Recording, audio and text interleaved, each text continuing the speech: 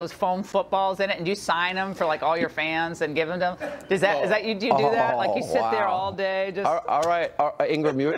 All I can say is payback is coming. It's coming. I'm waiting for it. It's going to be great. Oh, Sean, it's going to no. It's going to be better than great. You wait. All right. Have a great show. It was an awesome show tonight you had, though. It's good to see you, Sean. Have a good show. And good evening from Washington. I'm Laura Ingraham, and this is the Ingraham Angle. We have an unbelievable news night. It's huge, and we got all the angles covered for you. Former FBI Deputy Director Andrew McCabe is in the crosshairs of the Inspector General at the Justice Department for possible illegal leaks that he made to the media or had directed made. Plus, Vladimir Putin claims he has unstoppable super nukes and is warning the West, you have failed to contain Russia. Victor Davis Hanson will discuss that, as well as bold tariffs President Trump slapped on China, other countries today. And later in the angle, I'm going to look at whether an Obama-era program to reduce school crime and statistics and involvement with the police might have been helping keep that Florida shooting suspect under the radar. But we begin with a number of fast-moving developments in the Russia probe. House Intel Committee member Tom Rooney told Fox News today that the Russia investigation has become a dead end after testimony by White House aide Hope Hicks. Well, that's what President Trump has been insisting, with no evidence of collusion having been emerged. And now there are new charges from Devin Nunes that the FBI may have violated federal law in seeking that FISA warrant for Carter Page. And there may be more indictments coming from the Mueller team of more Russians, this time for the hacking. To get into it all, let's bring in former Deputy Independent Counsel Saul Weisenberg, San Francisco attorney and RNC committeewoman from California, Harmeet Dillon, and Washington attorney and chair of the D.C. Democratic Party, Scott Bolden. It's great to see all of you. We got a lot of news to get through tonight. Tom Rooney, who's on the House Intel Committee, I don't think he's given one interview about the probe yet. But he said today on the House Intel side, he said this thing should wrap up. From what he has seen behind closed doors, there's no collusion. They've seen no evidence of that. And he said, you know, this thing we should end this thing. On the Mueller thing, he said, well, that has to keep going. I'm not going to speak to that. But he was really adamant. Saul, given what we know now, what the focus is of this investigation, what are the key points? Well, the key points are waiting for Bob Mueller. And we just don't know what he's doing. He's kept a very tight ship over there. I'm not at all surprised by the report of the committee member. And also you have to remember, however, a lot of the people who have gone in to testify have refused to do so. But they don't have the power, anywhere near the power that Bob Mueller has. Now, having said that, what we do know publicly right now, including what people have said about how they were questioned by Mueller, is that we still don't have on the public record any evidence of collusion by Trump or people closely affiliated with Trump. That's just the way it is. You have a little bit of stuff about Papadopoulos, but he's a very minor figure. No. Again, this is on the collusion question. Yeah. Now, let's get to Andrew McCabe.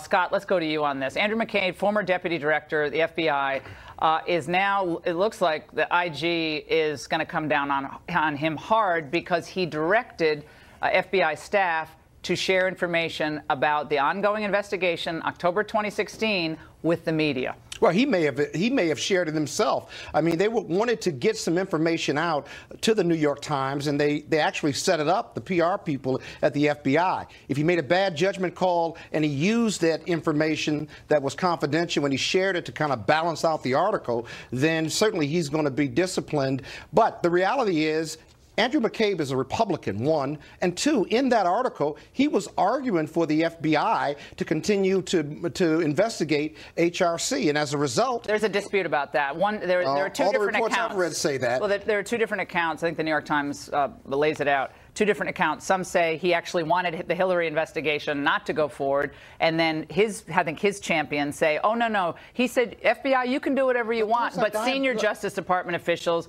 disagreed. Those are diametrically opposed positions, so facts don't lie, but he was and they don't go away. Scott, He's this guy, a Republican, Andrew, I don't care what he is. But Republicans screw things up all the time. Why are Republicans obsessed with Andrew McCabe? Well, and Harmeet, I think you'll want to chime in on this. Andrew McCabe is best buds with Jim Comey. Okay, very close. Very close. Didn't say it was a crime, Scott. But he was the lead in the Hillary email investigation and then took a lead in the Trump investigation. That's the problem. And if you're pushing stories to the Wall Street Journal in October 2016, in addition to the concerns about his wife and everything else, you can't blame Donald Trump thinking, this guy should never have been touching my case, even just given his wife's connection to Terry McAuliffe. Harmeet. Yeah, no, absolutely, Laura. What we're seeing here is just one more brushstroke in a painting, and all of these strokes are coming together to show that there was an entire culture at the FBI and even, some of the actions that they've taken with regard to the FISA court that show a complete lack of regard for the normal conflict of interest rules, for the normal ethics that would apply. These are people who have been making false representations to a court.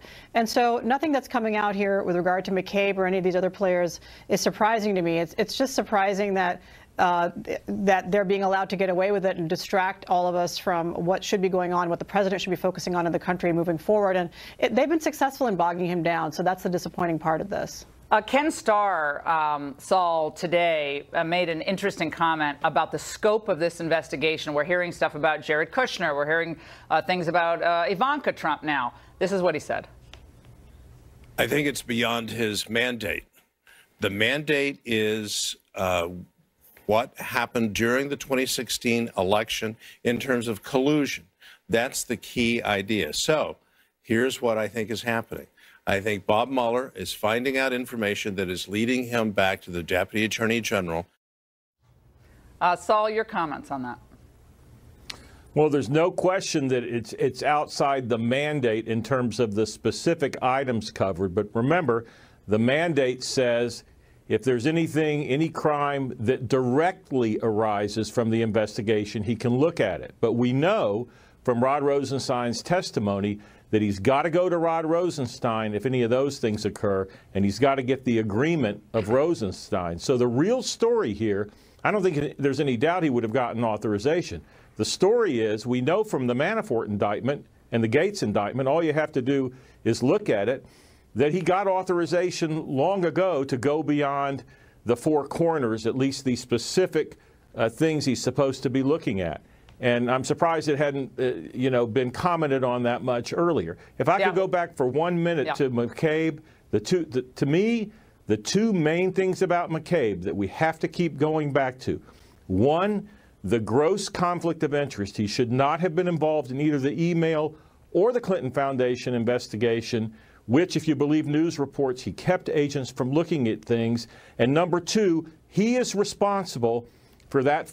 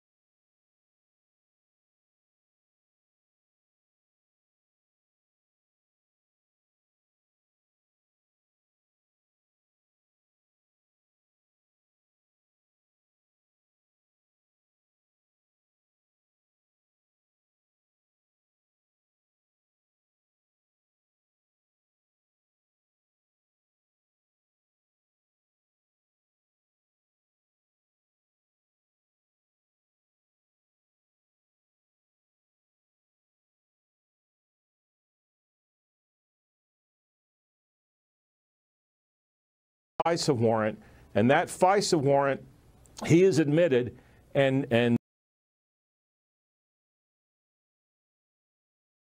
they went back to the FISA judges 3 or 4 spying on an American, times. Scott. Well, of Spying course on an they are. American, And what does he have to do?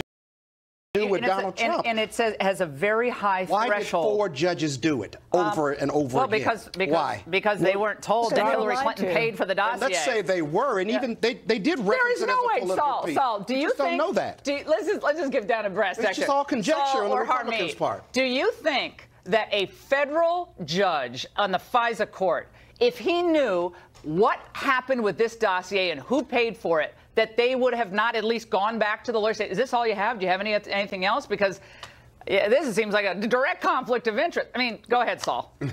They would have absolutely asked further questions. Now, Scott makes one fair point. When they go back 3 times, not just fair point. Did I get a good point? Give it to me. It's a good point. I'll be fair. If you let me compliment you. When they do go back 3 times, they have to have some kind of new information about Page.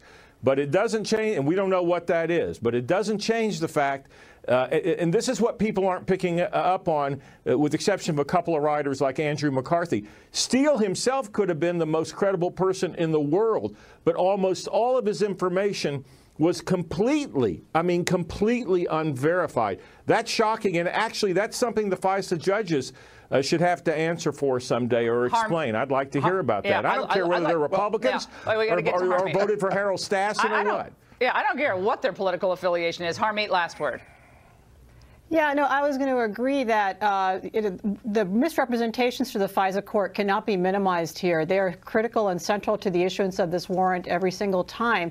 And that leads to questions about the FISA whole situation and whether it's open to abuses like this. But the other thing I think is important is what Devin Nunes has said in his letter today. It's not just lying to the FISA court, but it is obstruction of justice. It is conspiracy to violate the civil rights of American citizens. I don't agree that with is civil and criminal civil rights violations. But none of it's proven. Well, the Fourth Amendment is very important to some of us. Okay, there's a bulleted series of violations that he says are potential. I think the one that's pretty obvious is the guidelines. I think they didn't verify the claims in that dossier.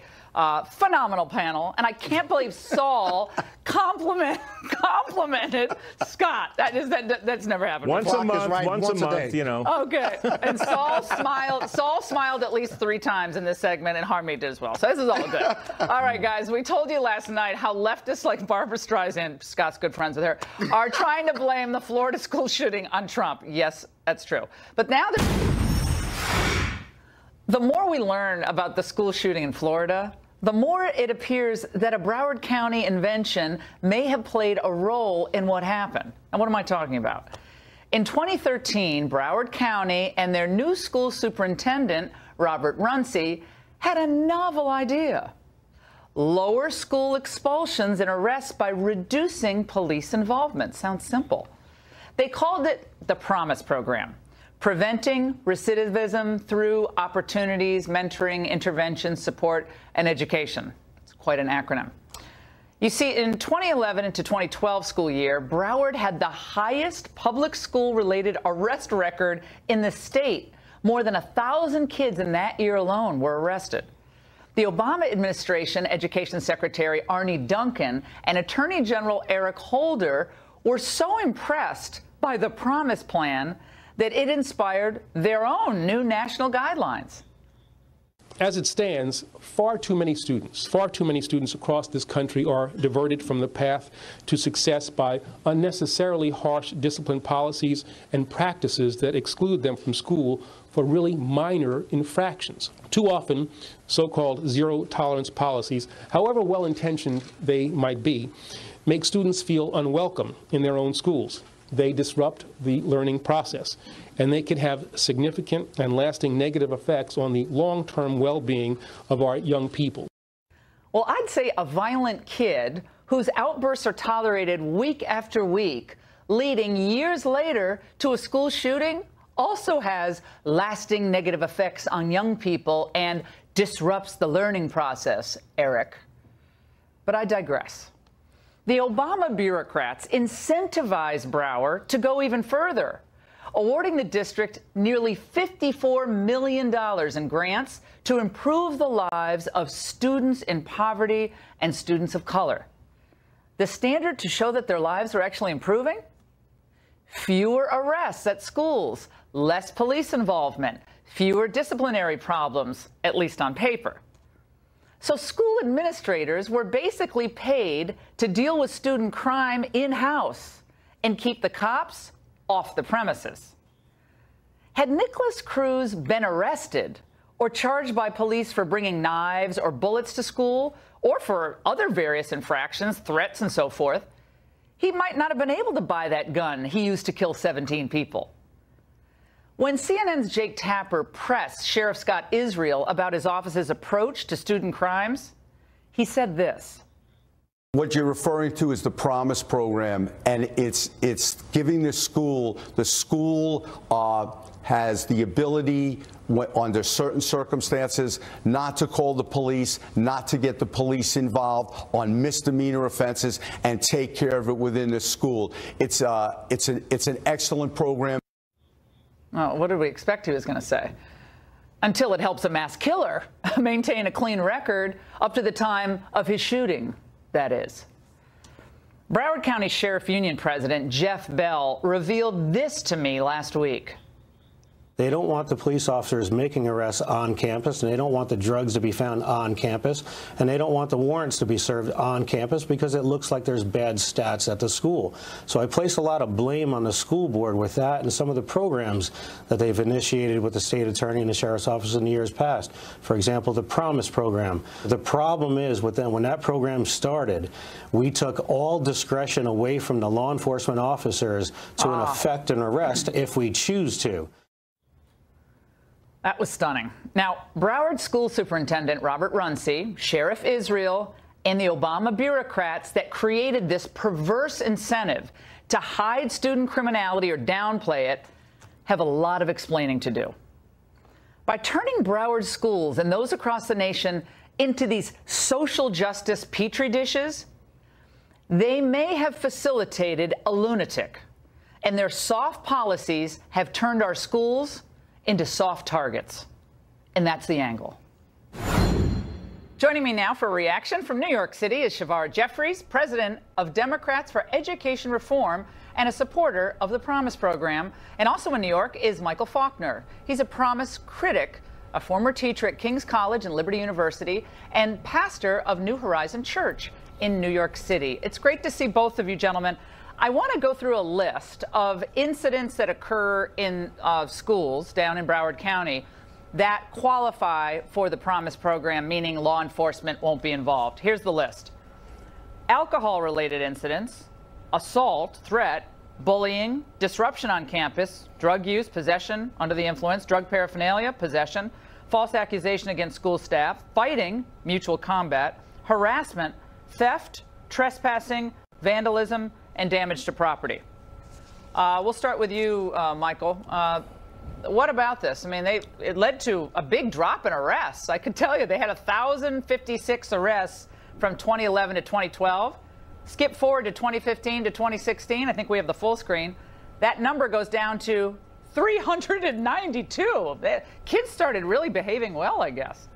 Well, yeah, obviously they didn't start behaving well, but we started seeing less arrests, and therefore the numbers go down. It's a numbers game that we are playing. And unfortunately, when you play the numbers game, ultimately you lose, because those 17 lives that were lost can be directly attributed to the lower standards that were created and the setting of the tone that actually lowered the standards on what law enforcement should be involved with. Now, I was a juvenile detention chaplain in New York City. I understand. I've worked with children who have had troubles and troubled backgrounds and so forth. I understand. I get it. Every kid doesn't need to be thrown in jail for their first infraction or the second infraction. But when you set a tone and you begin to allow school officials to deal with all of those specific issues, you are setting us up, all of us up, for a catastrophic problem, which we saw. Shavar. I'm going to call BS on this. This is frankly absurd. The President Obama guidance was designed to deal with minor infractions at the school level. So the kind of activities that are the everyday sort of activities we see from kids, maybe it's a low-level after-school fight, low-level vandalism. These are issues that are not law enforcement issues. These are issues where school personnel, teachers should work with young people to keep them on the right path. That's very different from what we had in the shooter in Florida who trafficked and assault weapons, who was found on school grounds with weapons, who multiple reports went to the FBI and did go to law enforcement about this young person's inclination toward violence. And the real fundamental problem we have here is that we have a culture of readily access to assault weapons, where this young man could go and purchase an assault weapon as if he was buying a bag of potato chips. Yeah, Shavar, I understand that argument, and I understand it well. However, had he been arrested, he would not have been able to purchase a weapon. Then you should ask the Trump FBI why they didn't arrest him when they got multiple reports that this young man was making violent threats. Right. And what we're which saying, was after he was expelled at school, so it wasn't a school-based issue. What parents have told me about from Broward is that the push here is to minimize at all costs involvement with the police. Because if you show a disparate impact on minority kids versus non-minority kids when disciplinary matters, guess what Eric Holder said? Remember that big speech he gave? And what everyone took from that was you could be subject to a federal civil rights investigation. If they see that there's a disparate impact in discipline, that's what's on the minds of these school administrators. They're very afraid of that. But that's because we have a history for nonviolent offenses of African Americans and Latino kids being disproportionately suspended and expelled for low-level offenses that white kids receive other types of interventions for. That's what that was about. That is very different from when there's credible reason to believe that a young person may engage in deadly violence. That is fundamentally different. A low-level after-school fight or vandalism. Arnie Duncan, Shavar, and Michael, you can get Arnie Duncan, the education secretary for Obama. He and Runcie were like totally on the same page. And in fact, the Promise program was the inspiration for what Eric Holder announced in January of 2014. This was focusing on school discipline and a racial disparity. And the goal was reduce the involvement of police because you had been seeing these disparate impacts. That is correct for low-level offenses. Yes, we should not suspend kids for low-level offenses. This is considered low-level. This stuff is considered low-level. This kid was expelled before these very reasons. Right, and clearly, this incident with the Cruz case falls outside of that. There were a lot of balls dropped. There were a lot of people that dropped a lot of balls, and there's a lot of quote-unquote blame to go around. But we have to get back on track now. Where do we go from here? I think we have to talk about what we're going to do going forward to prevent this from ever happening. We've got to make schools safer. We've got to do everything that we can do to make those environments as safe as they can be. Well, how about this? I have an idea. How about the other, just real simple. If you're threatening people and if you bring bullets in a backpack, and if you talk about like you're going to shoot up a school, you should be off campus and you should be. And the young man was expelled. So if you want to start expelling fourth-grade kids because they get a little basic fight, there's nothing in the Obama government. There's nothing in the Obama guidance that precluded. But there's there's nothing in the trick, but it's not what we're talking about. There's nothing in the Obama guidance that precluded a school official from making a referral to a cop if they thought this young man was going to kill people. That is very basic. But if they thought he was going to engage in violence, they could have made a referral to the police officer. There's nothing in Obama guidance that precludes that. The atmosphere that was created, this is what I'm trying to say. It's really simple. The atmosphere at that school was keep it on the lowdown. Keep this stuff under wraps because we don't want to go back to the reputation we had before with 1,000 arrests. This kid's a problem. Shuttle him off somewhere else. The real problem here, I'm calling BS on this attempt to divert from the real problem, which is this young man could buy an assault weapon like he's buying a bag of potato chips and murder young people in school in a matter of minutes. That is the real problem. All right. Well, do you think that, Michael, do you think that the schools across the country generally have racist disciplinary policies? Do you agree? Do you believe that? I think there's a history of racist discipline policies in schools, yes, and the criminal justice system. I absolutely do. Okay, However, so it's all racist. Okay, do you agree? No, I do didn't you say it was all believe? racist. Obviously, Ms. Ingram, you know very little of American history around race if you don't think there's a long history of discriminatory discipline in our public education system. Are you familiar with Brown versus education? Are you familiar with the history of this country around Jim Crow and segregated schools? I appreciate the You must not be, if you're unclear about the long legacy of racial discrimination as applied in K-12. I will say this. That's what the Obama guidance was designed to address. Guys, we got to wrap. I'm sorry. I could go on for an hour, and that would be fun. But what I was trying to focus on for the 10th time, public schools today are having to be, sadly, for kids, mothers, fathers. They have to provide lunch, breakfast, and dinner to a lot of kids. Kids speak in 17 languages in the Northern Virginia schools. The teachers are managing a lot. And my point is, if someone is a disruptor, we should worry less about what our reputation will look like if the police get involved, and less about disparate impact and more about how to keep the kids in the school, white, black, Asian, whatever they are. Agreed. But the question here is when you bring in the cops. It's not about racism. If you're a classroom disruptor. Do you want, by the way you frame the questions? An absurd new push poll from the Associated Press purports to find 57% of Americans think President Trump is a racist. That includes more than 8 out of 10 African Americans, nearly 3/4 of Hispanics, and nearly 50% of whites. Let's bring in someone who knows a little bit about media manipulation, former Republican presidential candidate Herman Cain, and radio talk show host Garland Nixon. Haven't seen both of you in way too long. All right, let's get to this. Garland, let's start with you. Okay. First of all, I think if the poll is true, it's highly depressing to me. Okay, so that's number one. But given the fact that the economy really is doing better, we have the lowest black unemployment in 17 years, lots of good indicators, a slightly higher graduation rate from high school, which is good, but he's been in office for 13 months. People's wages will start going up, and we could bring these jobs back and so forth.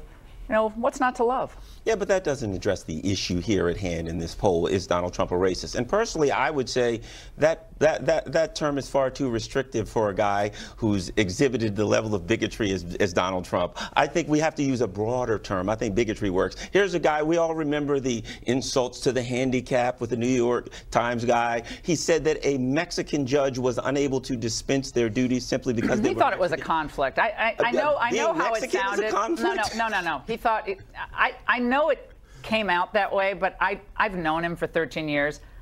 I don't tolerate racism, don't like racism, wouldn't be friends with someone who's a racist. So I actually know him. He's not a racist. I'm just telling you. Well, it's factually untrue to say he's a racist because I know him. That's the only excuse you can say. I know him. And well, I'm just because I actually have personal knowledge. You know, I've looked into his soul or something like that. No, I just But if you go by what he says, as the Tuna, the famous coach, said, you are what your record says you are.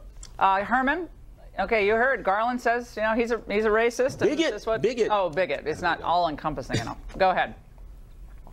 Now, Mr. Nixon, please don't try to talk over me, which is what liberals do. He is not a racist, and you and others are concluding that he's a racist based upon your speculation from some statements that were made. You have no evidence, no results that suggest that he's a racist. Secondly, I, like Laura, I know Mr. Trump. I can spot racism 3,000 miles away, and he doesn't have a racist bone in his body based upon my own personal experience. But in that particular study that you're referencing, every incident identified is based upon speculating that he must have been saying something racist, when in fact, he was not saying anything racist. Well, Republicans, it's 21% of Republicans think he's racist, according to this poll, which is shocking. Democrats, 85%, Herman. Do you believe that 21% of Republicans think Donald Trump is racist? I mean, I don't know who these Republicans are, but I don't know if they belong to the Republican Party. I mean, it's crazy. To me, it's crazy. They can disagree with his policies, that's fine, or say he shouldn't tweet as much, that's fine. Exactly. But I disagree with the policies, yes, but you can't disagree with the results. Here's why you have such a high number of Democrats believing that he's racist, and you have a few Republicans. They are being told this. The liberal media and many Democrats have been using this false racist narrative ever since this president became president and even before.